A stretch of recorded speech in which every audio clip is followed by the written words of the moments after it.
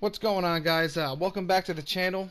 Tonight we're going to be doing my first ever Smackdown live review, which tonight took place in the Angel of the Wind Arena out in Everett, Washington, Daniel Bryan country. It was a better show than Monday Night Raw, I'll tell you that right off the bat. Not that that's hard to do. The biggest problem with Raw, besides the lack of creative and shitty segments, is the fact that it's 3 hours long. If it wasn't 3 hours long, it'd probably be a lot easier to digest instead of having to sit through 3 excruciating hours of crappy television. But, it is what it is. I wasn't happy when they went to the 3-hour format. What I thought they were going to do when they first did it was, feature talent that we didn't normally see and make it cool, but that's not what they did. They just made more segments of filler and cringe, and that's what we've had for the last 6 years. And Smackdown stays true to the 2-hour format. And as you can see, it pays off better because it's easier to digest, it's easier to watch, it flows better. And even when the show's bad, it's not as insufferable because it was only 2 hours long. But tonight, Smackdown opened up with Charlotte coming out to the ring. And she starts raving off about how Becky Lynch is injured or her knee's all fucked up. And she's not sure if she's going to be 100% for her match with Ronda Rousey at WrestleMania. And then she starts talking about how she knows someone who is 100% and would love to face Ronda Rousey at WrestleMania. And she's, of course, speaking about herself. Now, she rambles on a little bit more about she's the queen and blah, blah, blah. Same old shit. Becky Lynch comes out, and she comes through the crowd. I don't believe her music was playing or anything. She just kind of came out and interrupted. And she gets in the ring and she talks about how Charlotte is, tells Charlotte to shut up because she's boring everybody, which she was. I'm not that I hate Charlotte. I mean, she's gotten a lot better in the ring, and I'm more into her now than I was back in the day. But when she's speaking on the microphone, I still just don't give a fuck. So she comes in, like I said, she tells Charlotte she's boring us. They start going back and forth. They're like at each other's throats, and then Mr. NXT himself comes out. Mr. Uncle Trips, Triple H, makes his way to the ring. And he starts yelling at Becky Lynch about how she's suspended and she needs to just go home. And then Charlotte's in the background, yelling, yeah, go home, you shouldn't be here. Triple H turns around, tells Charlotte this has nothing to do with her. He kicks her out from ringside. She goes backstage, and then Triple H and Becky Lynch have a little promo in the ring where Triple H basically is saying or accusing Becky Lynch that she's faking her knee injury, and that the real reason she won't go to the doctors because she's scared of Ronda Rousey, and she's afraid if she goes to the doctors will tell her that she is cleared for WrestleMania, and if she does face Ronda Rousey at WrestleMania, then Ronda Rousey will expose her as not being the man. These are Triple H's words. Becky Lynch, sits there, starts taking it for a while. After a while, she gets fed up with all the bullshit Triple H is saying. She slaps him in the face.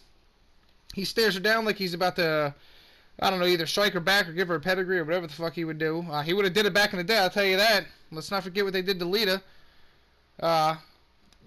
Once Becky Lynch smacks Triple H in the face, the fans erupt into another Becky chant, but, according to some people, she's boring and she's not over and she doesn't deserve her spot, which these people lack common sense and their opinion is completely irrelevant. There's been a lot of male and female physical interaction lately. I don't really mind it. I didn't mind, when Becky Lynch punches Triple H or when Ronda Rousey was flipping Triple H at last year's WrestleMania. And I didn't mind Nia Jax when she was in the Royal Rumble getting her ass beat by 3 dudes, super kicking her, 619 her, and giving her an RKO and then dumping her over the top rope like the irrelevant trash that she is on television, because I just can't stand Nia Jax. And she had no business being in the Royal Rumble, but I didn't mind the altercation they had. If you're going to strike someone, whether it's a man or woman, you better be prepared to get straight back. And also, it's pro wrestling, so it's really not that big of a deal. But I'm sure, the SJWs will be out in full force again if Triple H was to pedigree Becky Lynch or something, which would have been interesting. I probably would have not helped Becky Lynch a little bit, but if it did happen, they would have came out in full force and saying how wrong it is, even though it is pro wrestling, so it's really not that serious. We used to have, back in the day, China fighting for Intercontinental Championships. But anyway, this opening segment ended pretty much after the slap. Becky heads back through the crowd and out of the arena, and we go to a commercial. Let's see what happens next when we come back from commercial. We have a tag team match between the club, and they're taking on the team of Nakamura and Rusev. And of course, the club gets a jobber entrance. You know, they don't even get a TV entrance. We come back, they're already in the ring. I'm not really sure. This sudden heel turn by Rusev, I don't understand what they're doing with Rusev. I mean, this dude just won the U.S. Championship about a little over a month ago on the Christmas edition of Smackdown. Fans were going crazy. And then he just drops it again at the Royal Rumble kickoff show. And then just for Nakamura to drop it to R-Truth 2 days later, and then have Rusev come out and challenge R-Truth after a match, and then lose in a roll-up to R-Truth. And, Rusev's just looking pretty freaking weak lately. And I don't understand why he's even heel. Like, there's no explanation. He just turned heel. Like, they don't know what they're doing with this guy. He had his first initial heel run back when he was undefeated, and he wound up losing to John Cena at WrestleMania 31 when he came out on the tank and everything. They dropped the ball with that heel run by having him lose to Cena. Now they're dropping the ball with his face run when he was massively over, dating all the way back to the fucking Aiden English days and him singing the Rusev Day songs. And now he's heel again, and we have no explanation why. And he's teaming with Nakamura, who just, a couple weeks ago, he accused of, hurting his wife. That's why she's wearing the fucking cast on her leg. Now he's teaming with the guy. I don't know if somebody in the back just hates Rusev, or maybe they're jealous because, they have a crush on Lana, and that's Rusev's wife, and they can't have him. Who the fuck knows? It's just dumb, and I don't understand it. During this match, we got Nakamura on the outside. He's down and hurt, and Rusev's pretty much on his own. And then Lana starts yelling at Nakamura, taking off her heel and looking like she's about to start bashing him in the face with it. Eventually, he gets back in the ring. He delivers a Kinshasa to Gallows, I believe. And then Rusev eventually hits a Machka kick on Carl Anderson. And they wind up beating the club. So the club, I'm sure, has Cody Rhodes' phone number and their emergency contacts, and they'll be contacting him as soon as their contracts are over, and they'll be probably making their way to AEW because they're just completely misused in this company. I mean, they haven't done anything of relevance since coming back and teaming with AJ Styles for a little bit against Roman Reigns, and we all know how that ended. What do we get next here? We get a little small promo from Mustafa Ali, pretty much saying that, he's given like the whole what if scenarios. What if he survives Randy Orton tonight? What if he survives the Chamber and becomes WWE Champion? I don't think that's going to happen, obviously, but I'm pretty positive that he's going to have some pretty high spots in this match. He's going to have probably the most memorable moments of this match. I don't know exactly what he's going to do, but dude's pretty good at what he does. He might do I don't think maybe not an 054 off the top of the chamber, or one of the pods, but he'll probably do maybe a 450 or something like that. But there's going to be a huge spot or two from Mustafa Ali going into the Elimination Chamber match, and I'm sure it'll give him a huge boost to further his career along, because he's coming along nicely. I actually like the guy. He's pretty good in the ring. His promos aren't terrible. We'll see what happens. Reminds me of SmackDown's version of Seth Rollins. What do we got next here? We got Paige coming out, or not coming out, but showing up on the Titantron and pretty much giving us the same clip of her movie that's coming out. Didn't really do anything for me. We just seen it last night on Raw.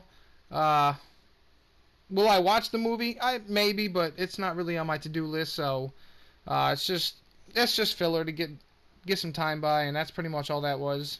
We go to another commercial, we come back, we get a promo from the Usos, and I'm going to tell you right now, no tag team in the company. I don't even know if there's a tag team in the world right now in professional wrestling that cuts a promo like the Usos can.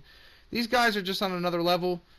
I hope they win at the Elimination Chamber pay-per-view because, we had the feel-good story with The Miz and Shane, but now it's over and it's time to get back to, serious tag team competition. And really, there's no team better on the roster outside of the Usos.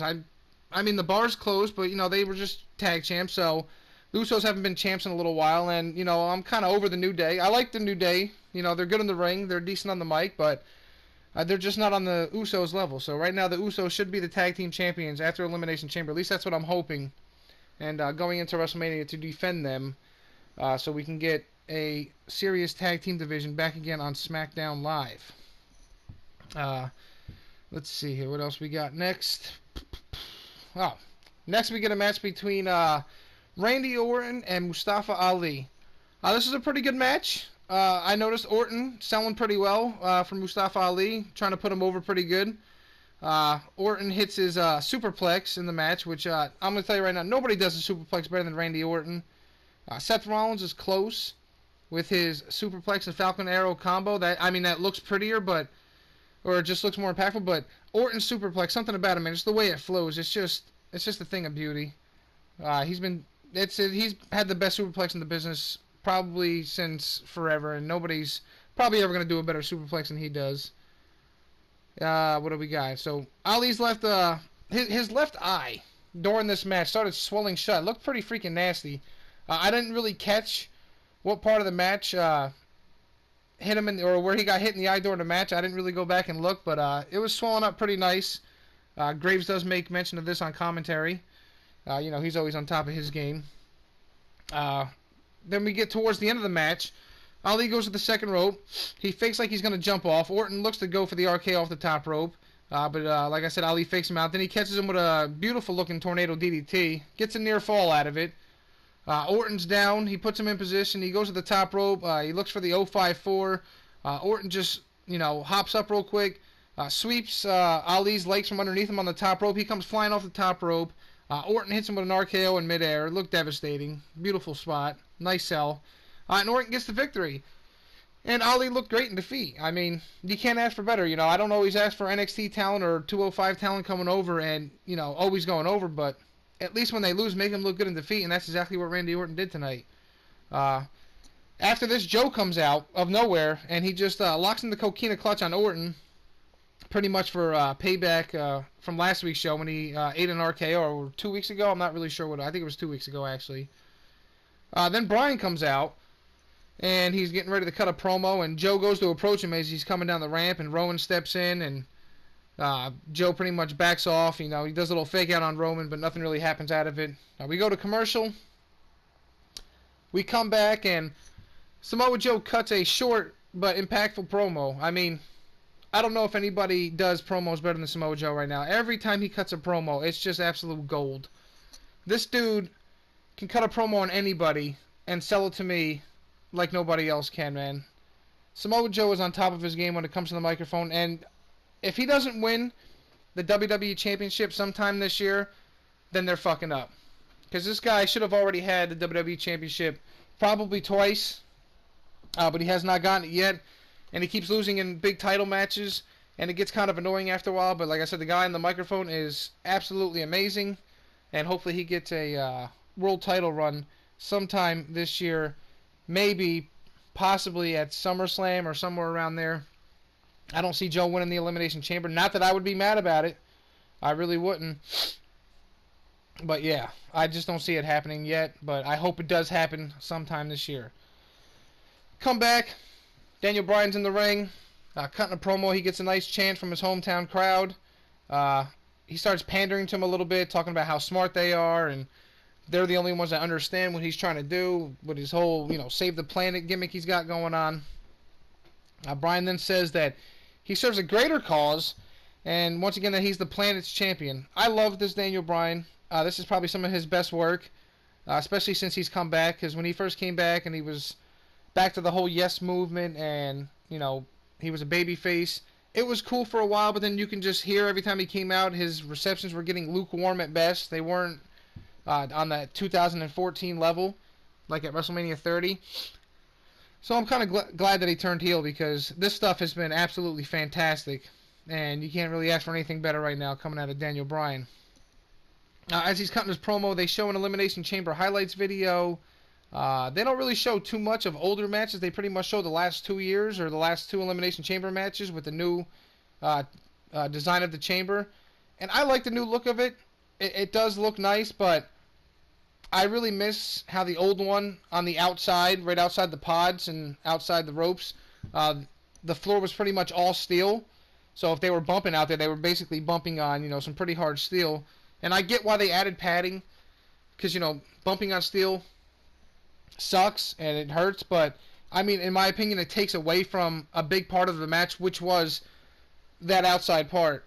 You go back and look at the original Elimination Chamber match, and the fact that it was steel, when you watch Shawn Michaels when he first came back out of retirement, taking bumps out there, getting backdropped and everything, it just added so much more to the match. It got so much more of a reaction every time he took a bump out there, knowing he just came back from a 4-year retirement from back surgery.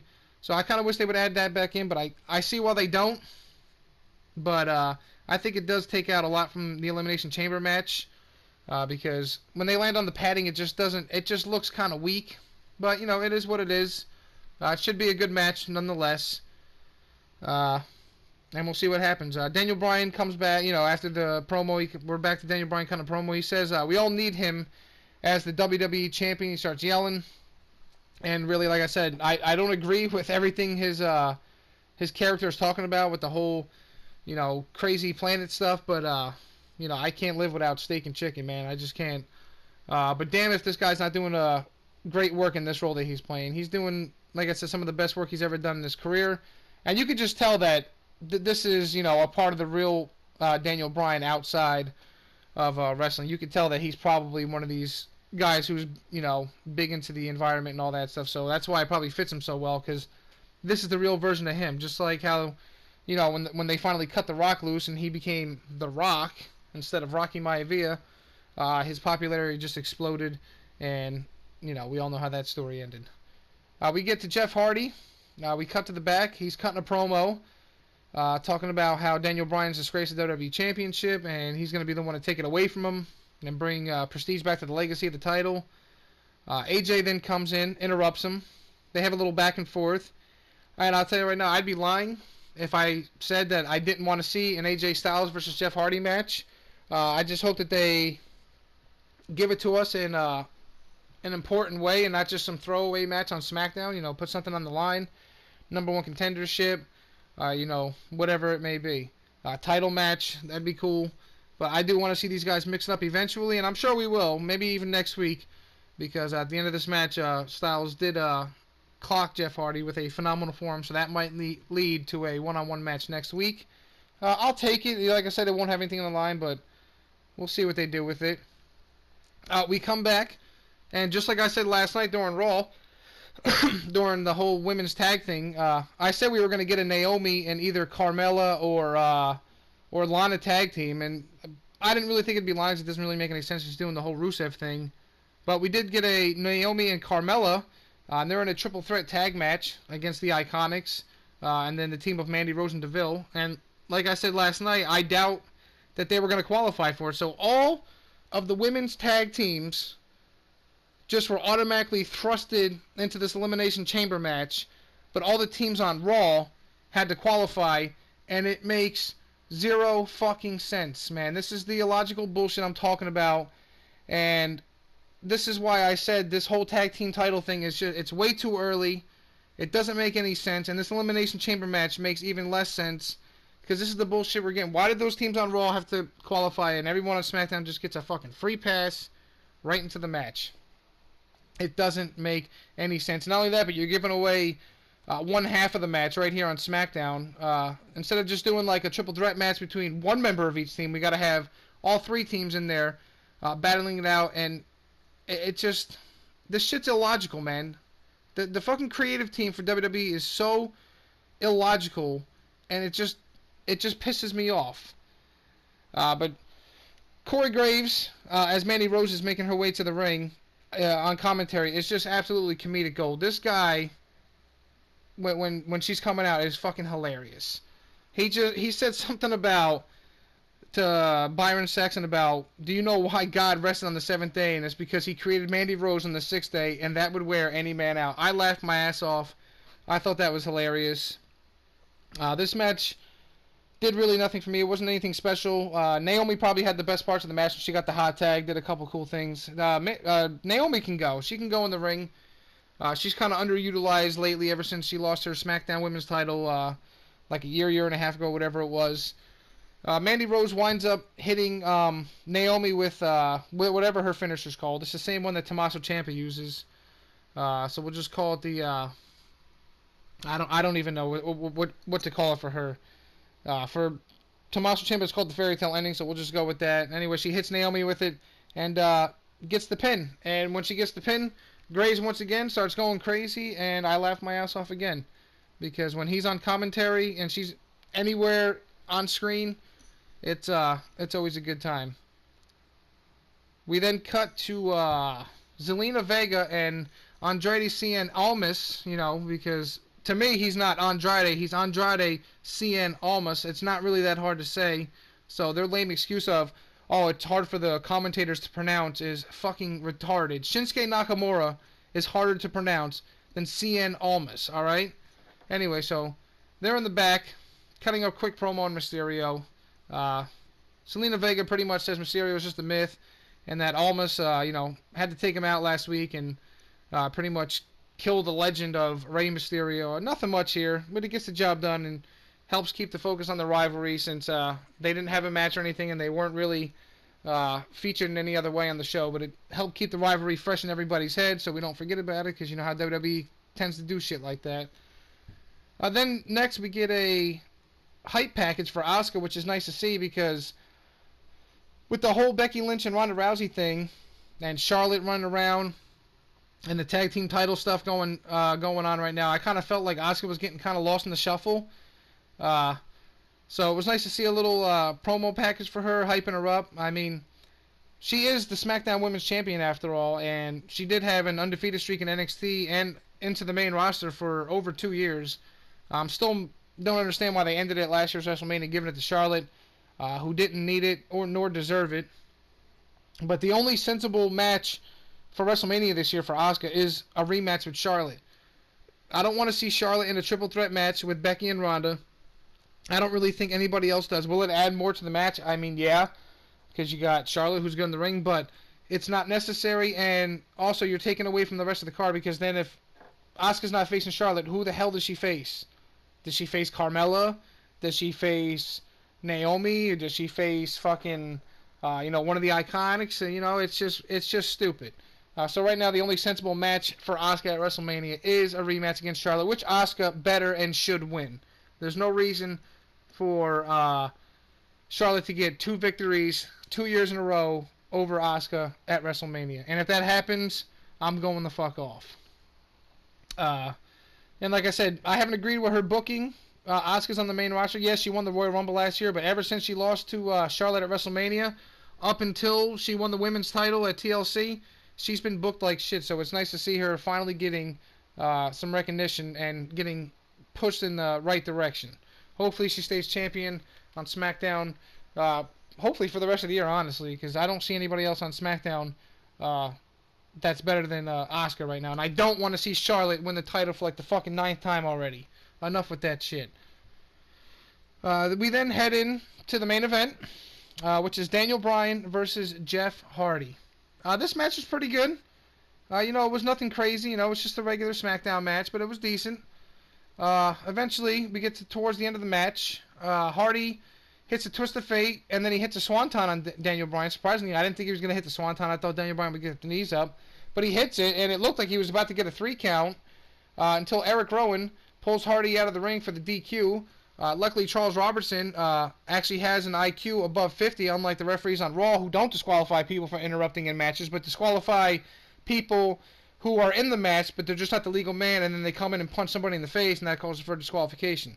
So already SmackDown has way more, or the SmackDown referees have head and shoulders more IQ than the fucking referees on Monday Night Raw, because this shit still baffles my mind how these referees did not DQ people last night for the reasons they should have been, but then DQ'd people for reasons that really were not that big of a deal and we see every single week. So Rowan pulls Jeff Hardy out, throws him into the stairs. This causes disqualification. He throws Hardy back into the ring. Daniel Bryan applies the LaBelle lock on Hardy. Joe then comes again out of nowhere and puts the clutch on Bryan, the Coquina clutch. Daniel Bryan starts to pass out. Orton comes out, and him and Joe start having a hand-to-hand battle in the middle of the ring. I'm pretty sure. I don't remember who got the best of it. I think Orton got the best of that, and then Mustafa Ali. Oh no, they were just still battling actually in the ring. Then Mustafa Ali comes out, climbs the top rope, and I believe gives them both a double drop kick from the top. Does a couple of suicide dives. Goes to suicide dive against Rowan. Gets caught, and he gets. I don't really know what to call this. It's not a choke slam. I guess it's a palm slam because he just palms you by the head, picks you up and pretty much choke slams you, or it looks like a choke slam, but just grabbing you from the head with his palm. So he gets laid out on the table. Then Styles' music hits over the PA, and he comes down, knocks Orton outside the ring. Jeff Hardy is back in the ring now. Styles is on the apron, sees Hardy in. Hardy gets up. Styles delivers a phenomenal forearm, and then that pretty much ends that little thing. You see Daniel Bryan, scather away or sneak away with Eric Rowan up the ramp.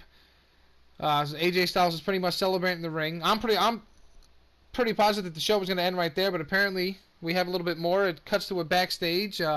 Dasha Fuentes, or whoever the fuck it was, is all up in Daniel Bryan's face, and he starts fucking yelling at her about, why the fuck are you all up in my face? I just got done with a match. These people interrupted in my match, and as soon as I come back here, you're all in my face with a fucking microphone. And I started laughing because it was pretty damn funny. Daniel Bryan has just been really good on the microphone. And he pretty much just asked why she's in his face, and why are all these people interfering in his match. It was just hilarious.